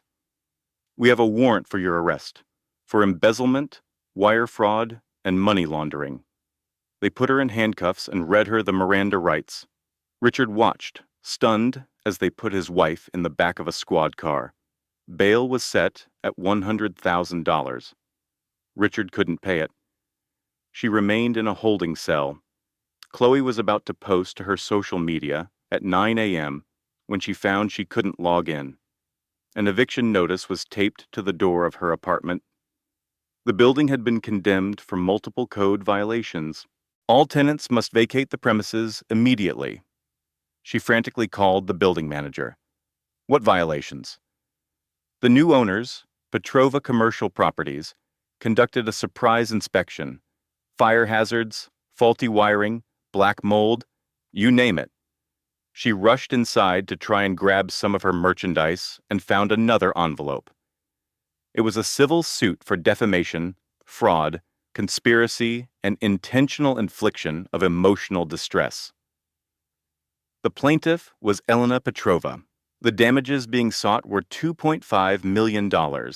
Attached were forensic reports on the deepfake audio files she had created, bank records showing her payments to the programmer who made them, and copies of text messages between her and the programmer discussing the plot. Everything. She collapsed onto the floor. They knew everything. Richard received 3 calls that morning. His biggest clients were all terminating their contracts. His bank was calling in his entire business loan, which had been acquired overnight by Petrova Financial Services. In the span of 3 hours, Richard had lost 80% of his income and was now facing a 6-figure debt that was due immediately. He called Julian. Something is happening. Someone is coming after us. Julian's voice was a dead, hollow whisper. I know who. Who? Elena, he choked out. It's Elena. She's doing all of this. Elena? Your wife? The graphic designer? How is that even possible? I don't think she's a graphic designer, Dad, Julian said, his voice cracking. I don't think we ever had any idea who she really was. They gathered at the house, Richard, Chloe, and Julian. Margaret was in jail. They sat in the same living room where they had conspired against me, where they had called me worthless. Richard spoke first. Someone named Petrova is destroying our family. Who the hell is Petrova? Chloe whispered to him, her face pale. Elena's last name. It's Petrova. A heavy silence fell over the room. Julian shook his head. No, that's impossible. She's a nobody. Did you ever even look at her financial records? Richard asked. No. Did you ever know her, truly? Marcus's face fell. Oh, God. What if we've made a terrible mistake? Chloe pulled out her phone, ready to search for Eleanor Vance, CEO, but the event MC's voice cut through the ballroom. And now, the benefactor who saved this hospital wing, a titan of industry making her first public appearance in years, please welcome the CEO of Vance Biogenics, with a valuation of $2.5 billion. Eleanor Vance. The spotlight hit the stage, and Marcus's phone clattered to the floor. It was Ellie. His penniless, jobless wife, whom he'd just thrown out into a blizzard. No, that's impossible, he whispered. But it was real. Every screen in the ballroom showed her face, poised and powerful. Eleanor Vance, the biotech prodigy. Eleanor Vance, the billionaire CEO. And they had called her a gold digger. They had tormented her. They had cast her and his children, his newborn sons, into the freezing Chicago night because they thought she was nothing. Richard said what they were all thinking. We're ruined. We are completely and utterly ruined. Marcus stared at the massive screen showing Eleanor, no, not Ellie, Eleanor, looking commanding, brilliant, and untouchable. He had tried to break her, and in doing so, he had handed her all the justification she needed to annihilate him. And this was just the beginning. On December 26th, 2 days after Christmas, the alert hit every news wire at 9 in the morning. Vance Biogenics, CEO, Eleanor Vance. To hold an emergency press conference at 3 p.m. regarding recent personal events. The media frenzy was instantaneous. CNBC, Bloomberg, ABC, every major network and local Chicago station scrambled for credentials. Business analysts, lifestyle bloggers, no one was sure what the topic was. But when the head of a multi-billion-dollar company called a press conference, it was global news. The venue was the Aeon Grand Ballroom at Navy Pier, capacity 3,000. Every seat was taken. I was in a hotel suite at the Peninsula, making final preparations. My stylist, Ava, adjusted the fit of my cobalt blue suit, a custom piece from Dior, blue for strength, for truth. My hair and makeup were flawless. I looked like the person I was, a leader, a force. The twins were safe with their nanny and a pediatrician in the connected suite, completely secure. My lead counsel, Julian, entered the room. "Are you certain about this, Eleanor? Once this goes live, the bell can't be unrung." "I'm certain," I replied. "The recordings are brutal. People will be shocked. This will be on every screen in the country." "Good," I said. "I want it on every screen. I want the world to witness what they did." I took one last look in the mirror. This was the moment I reclaimed my narrative, the moment I took back my name. Let's begin. I walked onto that stage at 3 o'clock on the dot. A hush fell over the massive hall, broken only by the storm of camera flashes. I surveyed the sea of reporters, cameras, and microphones, and walked to the lectern. I adjusted the microphone and looked straight into the lens of the center camera. My name is Eleanor Vance. I am the founder and CEO of Vance Biogenics, a gene therapy company currently valued at $2.5 billion. I am 32 years old. I built this company from scratch after my parents were lost in a sailing accident 7 years ago. I paused, letting the weight of that settle. I am also the woman you may have seen in footage that has just begun to circulate online. Footage of me being forced from my home after midnight on December 23rd with my 10-day-old twin sons in 19-degree weather. Footage of me recovering from an emergency C-section, standing on a snow-covered sidewalk, bleeding, holding my crying newborns, pleading not to be discarded like garbage. The room exploded with shouted questions. I raised a hand. "Please allow me to tell my story. There will be time for questions afterward." Silence returned. 4 years ago, I met a man named Marcus Thorne. I told him everything. I detailed the decision to conceal my identity, the relentless psychological abuse during my pregnancy, the digitally altered evidence of infidelity, the times I was locked in the unheated attic, the birth of our sons, and finally, the expulsion. As I spoke, the large screens behind me began to play. Unseen camera recordings and audio clips filled the room. The audience watched in stunned silence as Diana poured my pumped breast milk down the drain, as Chloe shoved me near the top of the stairs, as Diana locked me in the attic for hours. They heard the family plotting to create fake evidence, then watched them confront me with it.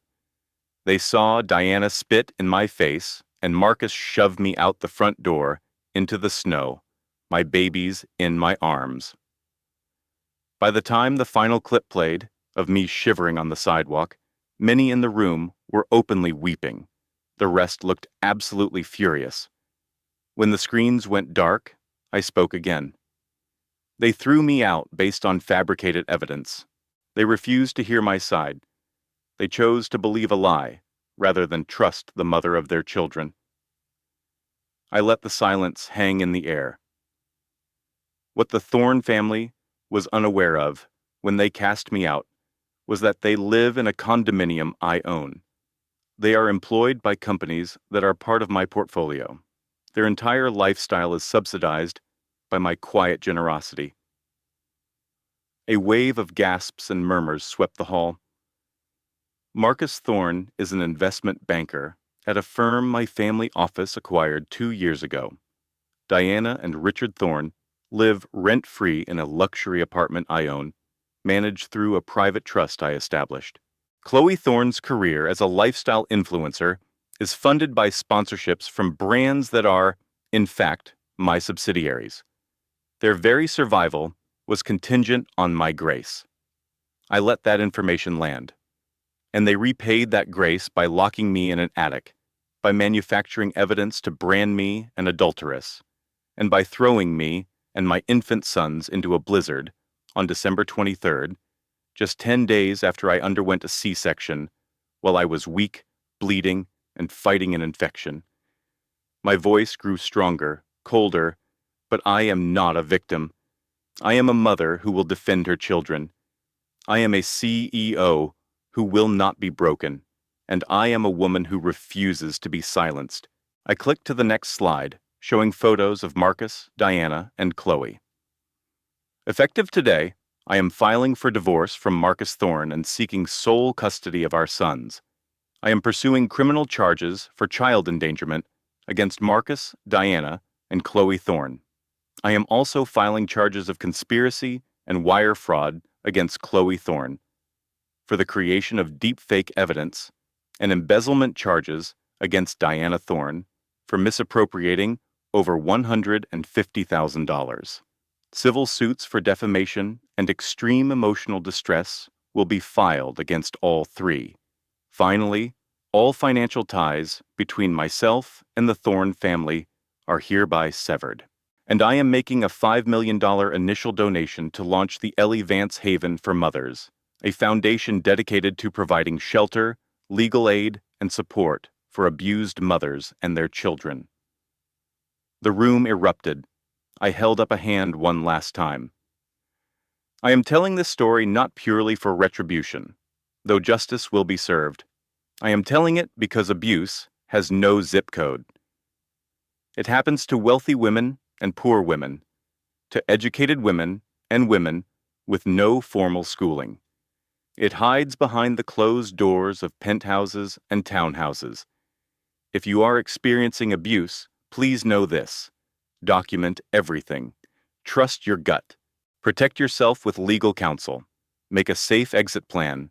And never forget that you deserve better. You deserve to be safe, respected, and cherished. Do not accept anything less. Thank you.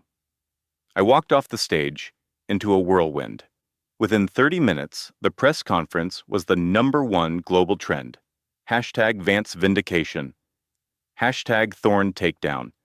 Hashtag Billionaire Mom. The videos received over 200 million views in the first 24 hours. Every network led with the story, Billionaire CEO, hidden in plain sight, reveals horrific abuse. Family evicts billionaire heiress and newborns into blizzard, unaware of her identity. The story exploded. Think pieces, op-eds, and a social media firestorm. Celebrities chimed in.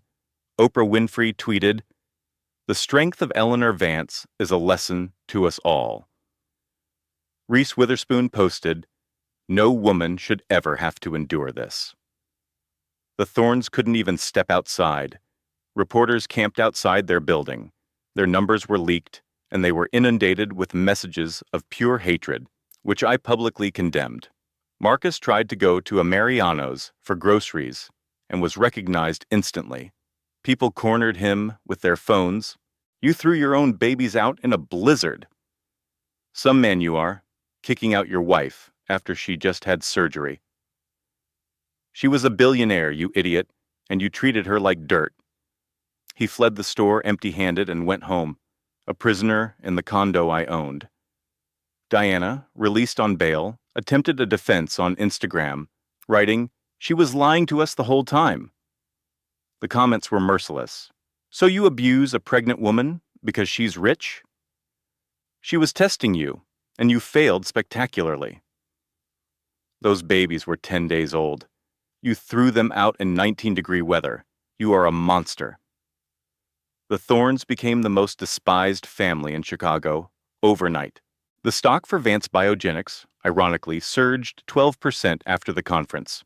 Wall Street loved the narrative of a resilient CEO who crushed her enemies. I was invited everywhere. A special on 60 Minutes, an interview on Good Morning America, an appearance on The View. I was on the cover of Forbes magazine, the CEO who fought back. I became a symbol, not of wealth or revenge, but of strength, survival, and the refusal to be erased. The thorns also became symbols of cruelty, of arrogance, and of the consequences of underestimating a woman. Their names became toxic. 3 days later, on December 29th, the arrests were made. Diana was charged with child endangerment, unlawful restraint, assault, and embezzlement. Chloe was charged with child endangerment, conspiracy to commit fraud, and defamation. Marcus was charged with child endangerment and assault. Richard Thorne was not charged. He cooperated fully, giving a complete deposition and agreeing to testify against his wife and children. The trials moved swiftly. The evidence was irrefutable. The video recordings were utterly damning. At Diana's trial, the prosecutor played the audio of her planning the deepfakes and showed the video of her spitting on me. A medical expert testified that the stress and physical exertion she forced on me after my C-section directly caused a dangerous infection. An architect testified that the attic she locked me in was an illegal, unsafe space. The jury was out for only 1 hour. The verdict, guilty on all counts. The judge's words echoed in the courtroom. Mrs. Thorne, in my 23 years on the bench, I have rarely seen a case of such calculated and cruel familial abuse. You targeted a vulnerable new mother and willfully endangered the lives of newborn infants. Eleanor showed no flicker of emotion, but a 16-year federal prison sentence made Chloe collapse in sobs. That woman is a viper, she shrieked. She got what was coming to her. The judge simply said, your son was the one who needed saving from you. During Chloe's federal trial, a cybersecurity expert testified about the fabricated emails. The hacker, Leo Klein, testified in exchange for a plea deal. She paid me $20,000, he said. She wanted me to create a digital trail that would ruin her sister-in-law's life. Texts between them were displayed for the court. Chloe wrote, "Make it look like she's a cheating thief." Leo replied, "This will be utterly devastating." Chloe typed back, "Perfect. I want her erased." The verdict was guilty. The sentence? 7 years in federal prison and a $50,000 fine. At Julian's trial, his attorney argued he'd been brainwashed, a victim of his mother's manipulation. But the prosecutor played the security footage from our front door. Julian shoving me onto the snow-covered steps, his face a mask of ice. I was asked to take the stand, the first time I'd seen him since that night. The prosecutor asked, "Mrs. Davenport, can you tell the court what transpired on the evening of February 5th? I was calm, collected. My husband threw me out of our home. I was 38 weeks pregnant with twins. I was in active labor. I was about to give birth to our sons. It was 19 degrees with a blizzard raging.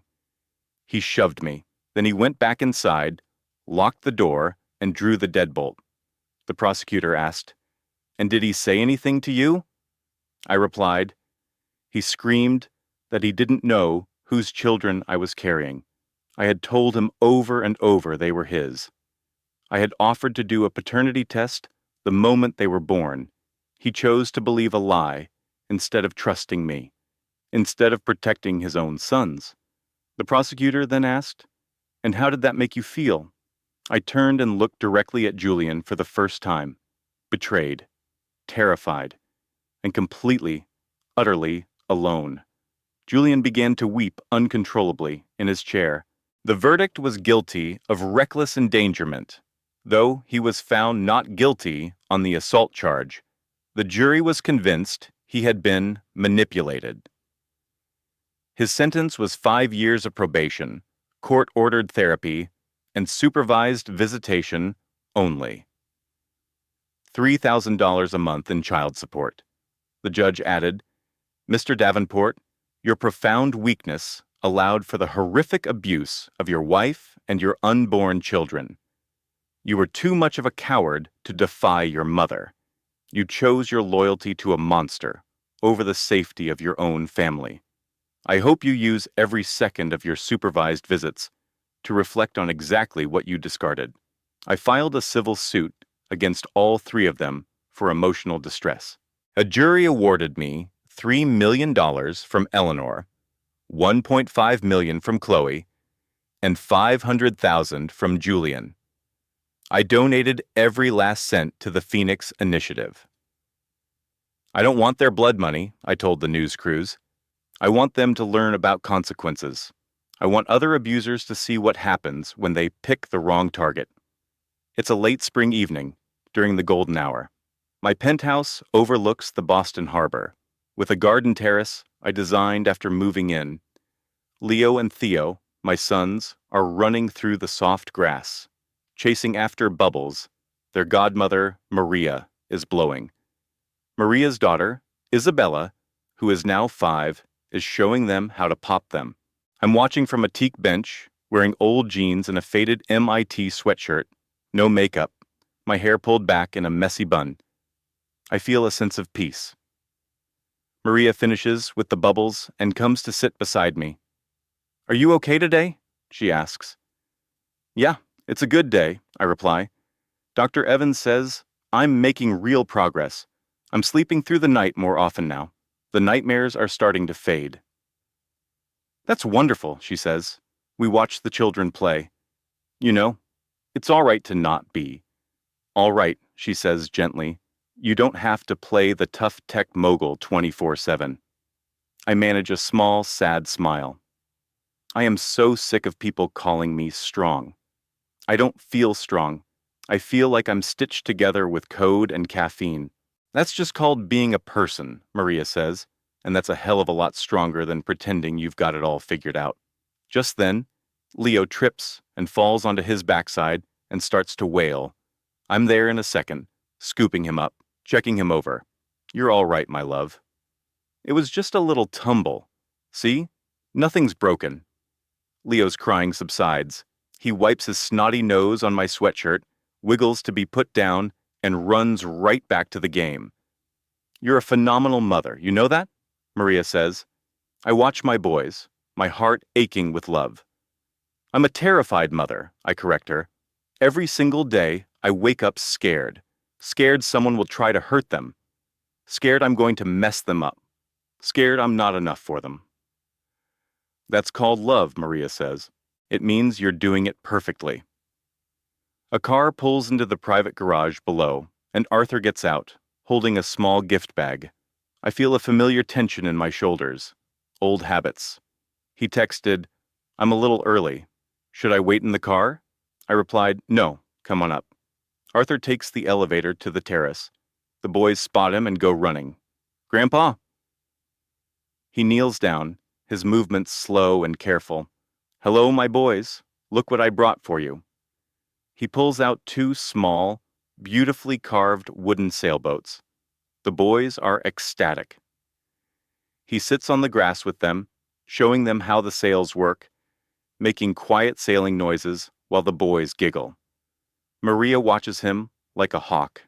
She will never trust him. "You sure about this?" she murmurs.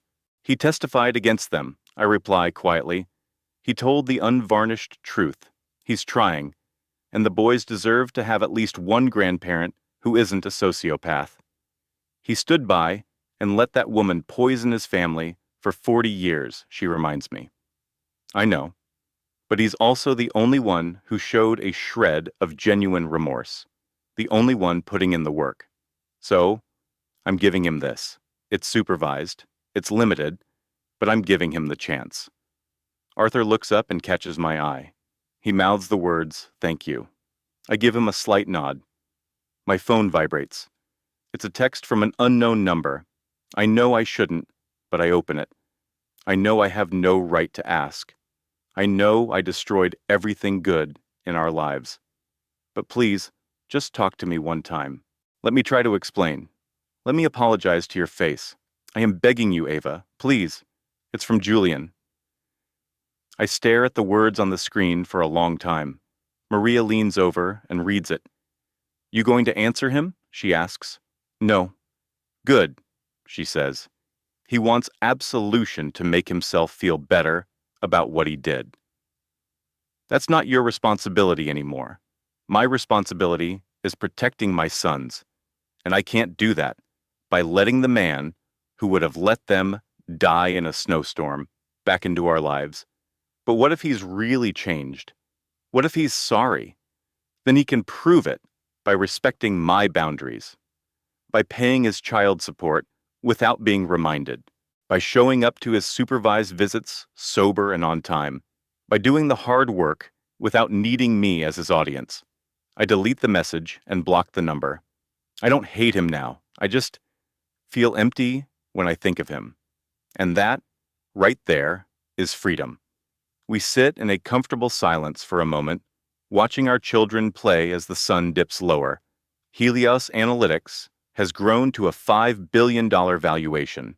I've been on the cover of Wired magazine 3 times. The Phoenix Initiative now has shelters in 8 different states.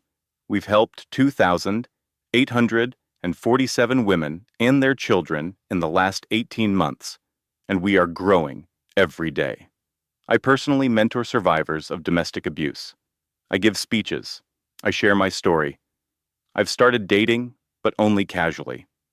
Nothing serious. I'm not there yet.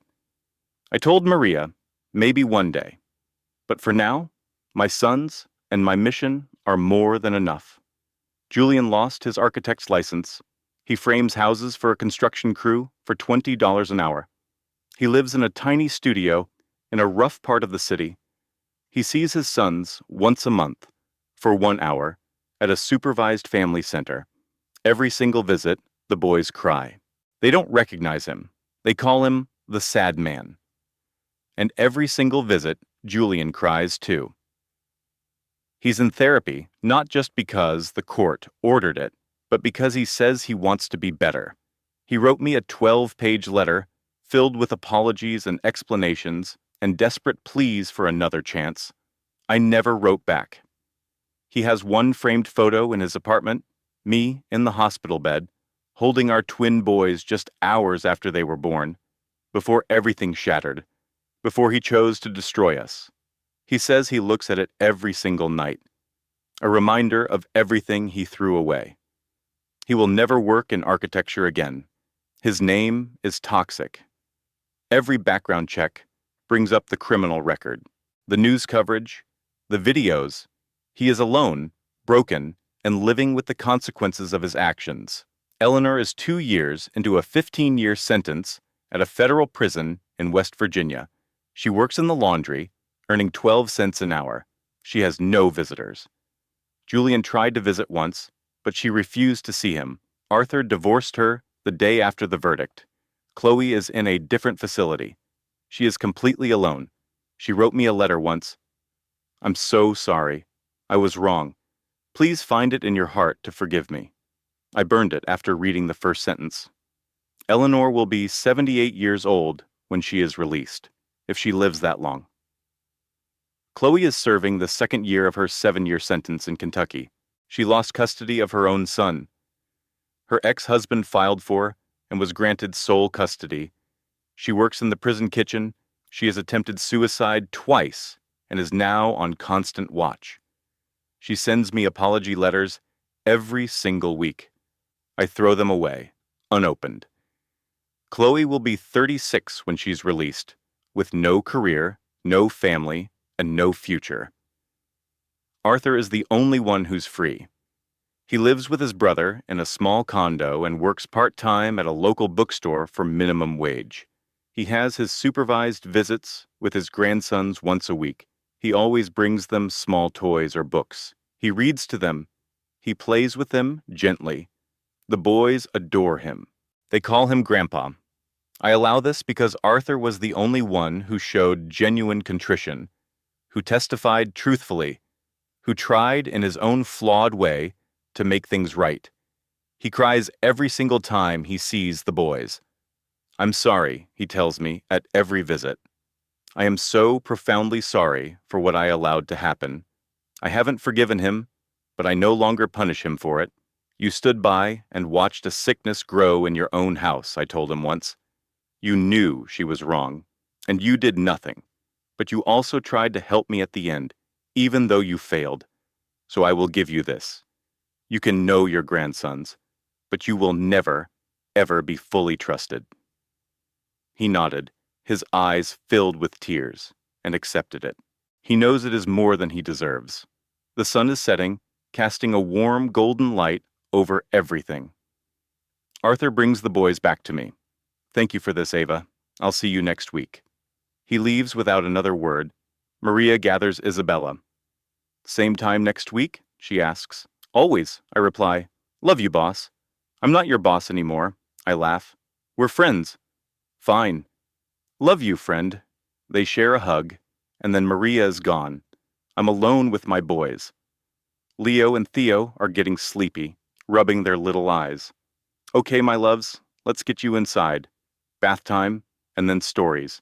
Leo asks, Story, Mommy? Yes. My sweet boy. Always a story.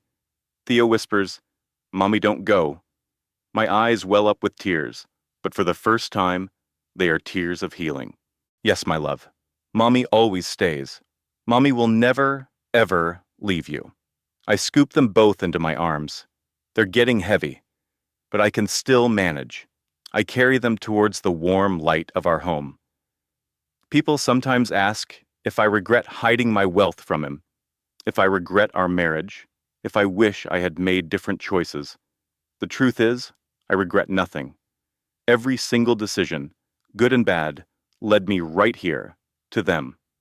They tried to break me, and for a moment, they succeeded. I shattered into a million pieces on those frozen brownstone steps 2 years ago. But this is the one thing they never understood about breaking someone. You don't get to decide the shape they become when they rebuild. I rebuilt myself stronger, more focused, and with a core of steel. I am not the same woman I was before. I don't give my trust away easily. My home is protected by a security system that could guard a head of state. I see my therapist twice a week. I take medication to manage the anxiety. Sometimes I still have a panic attack if there's an unexpected knock at the door. I am scarred, yes, but I am not broken. There is a profound difference. To anyone out there who is listening to this, who is living in darkness right now, please know that I see you. 2 years ago, I was you. I stood out in the freezing cold, with everything I loved stolen from me, my security, my dignity, my hope. He believed I was weak, that I had been stripped of everything, but he was wrong. I still had myself. I had the will to keep going, and I had a relentless love for my children. That was more than enough. It was the whole world. Now, in the warm water, splashes and giggles fill the air. I gently wash their hair, shielding their eyes from the soap. They babble at each other in that secret dialect only twins share. After their bath, it's time for pajamas. Leos are covered in sailboats, Finns in little bears. They insist on choosing them now, small acts of growing independence. For our story tonight, I picked Goodnight Moon. It's a universe away from the dry technical journals Julian used to read before bed. This simple book is ours, a new tradition for me and my boys, overwriting the painful old memories. In the story, the quiet old lady whispers hush. And here, Finn is already drifting in sleep, while Leo's eyelids grow heavy, losing his fight to stay awake. I kiss both of their foreheads, switch on the whale-shaped nightlight, and pull the door mostly closed. I walk down the hall to my own room, sit on the edge of my bed, and open the dashboard for the Phoenix Initiative on my tablet. The screen populates with photos of women we've helped, children in safe new homes, and families beginning to heal. 2,847 families supported. The number glows on the screen. All that pain was repurposed. It became real strength. Not the hollow power I once had, the kind tied to money access, and a famous last name. This is tangible power, the power to help people reclaim their lives, to shatter destructive patterns, and to rescue others from the dark. I set the tablet aside and look at a framed photo on my bedside table. It's me, holding the twins just hours after they were born, looking utterly exhausted, but with a fire in my eyes. I won. Not because he and his protege faced legal consequences, not because I took back every dollar. I won because I am free, because my sons are protected, and because I finally chose my own worth. From the baby monitor, I hear the soft, steady breathing of Leo and Finn, sound asleep. That miserable night, huddled in the rain at the bus station, felt like the end of everything, but it was actually the beginning of my true life. It was the moment I stopped pretending, stopped hiding my own light, and stopped shrinking myself to make an insecure man feel powerful.